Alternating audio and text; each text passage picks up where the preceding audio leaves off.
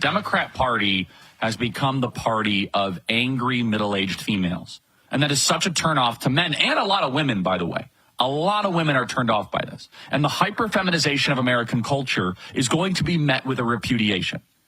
And what's the best they have? They have Obama kind of quietly lecturing you in Southern parlance. Y'all got to get behind Kamala. Just understand, his sales pitch was she grew up like y'all and she understands y'all. That's the sales pitch?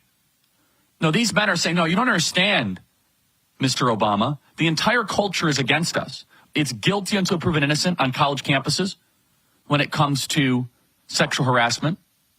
Political correctness is raining terror on our ability to make jokes and speak freely. Young men are struggling to find employment.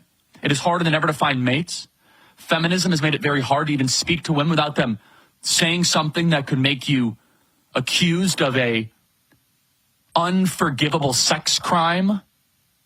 You see, it's very interesting. What you're witnessing is really promising, actually. You're seeing the death of race-based identity politics and the rise of an identity politics that actually is rooted in a distinction that matters in God's economy and one that doesn't matter. Distinctions that don't matter are race. It means nothing. Neither slave, nor Greek, nor Jew. We are all one in Jesus Christ. Got it. Distinctions that do matter, though, is male-female and distinctions. Absolutely those matter. God made male and female distinct and different.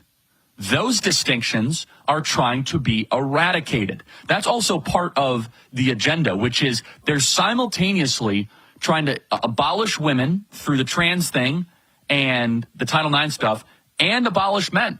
Abolish men through shut up, we're going to lower your testosterone rate and turn you into a beta. Now, I want to play this piece. There's so much tape here on this, so much. And it's very rich and very deep. I think the best piece of tape here for me to play is this new Kamala Harris advertisement. Again, she's sitting on like $1 billion. She's raised a ton of money. She might be not sitting on $1 billion, but she's raised $1 billion. And they're panicking. So they're throwing everything they can up against a wall to try to win back men. And let me tell you, this is not how you win back men. This video is a mockery. I thought it was a parody. I thought this was done by the Babylon Bee.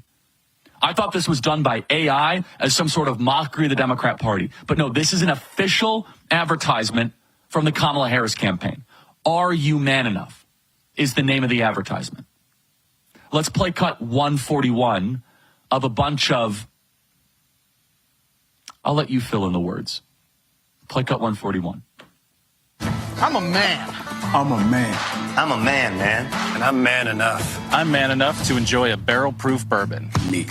Man enough to cook my steak rare. Man enough to deadlift 500, then braid the out of my daughter's hair. You think I'm afraid to rebuild a carburetor? I eat carburetors for breakfast. I ain't afraid of bears. That's what bear hugs are for. I'll tell you another thing I sure as shit am not afraid of. Women.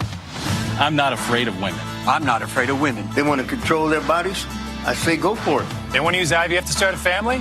I'm not afraid of families. They want to be childless cat ladies? Have all the cats you want. Woman wants to be president? Well, I hope she has the guts to look me right in the eye and accept my full-throated endorsement. Because I'm man enough to support women. Man enough to know what kind of donuts I like. Man enough to admit I'm lost, even when I refuse to ask for directions. Man enough to not ban young women from reading Little Women. Or one of those pants books that the sisters like. I'm man enough to raw dog a flight.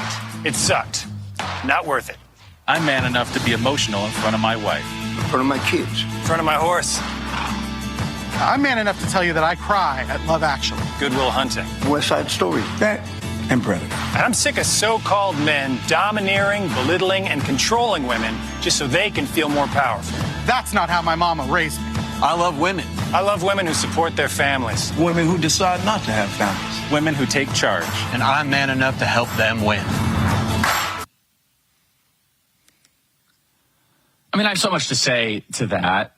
The first thing I'll say is, was that a political advertisement or like a disciplinary lecture from some DEI purple-haired 45-year-old pre-diabetic woman in college saying, are you not man enough to vote for Harris Walls?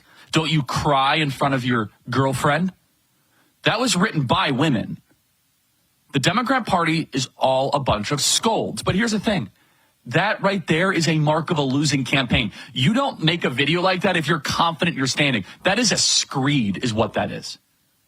That is like, why aren't you voting for us, men? Let's have AI try to come up with some sort of language processing. And I will say this as crisply and succinctly. If you are a man, you're already thinking about this election probably correctly, but you know this. If you're a man, you have a moral obligation to vote against Kamala Harris. You have a moral obligation as a man to protect masculinity and the survival of men to defeat the Democrat Party and elect Trump. Cliff Maloney joins us next.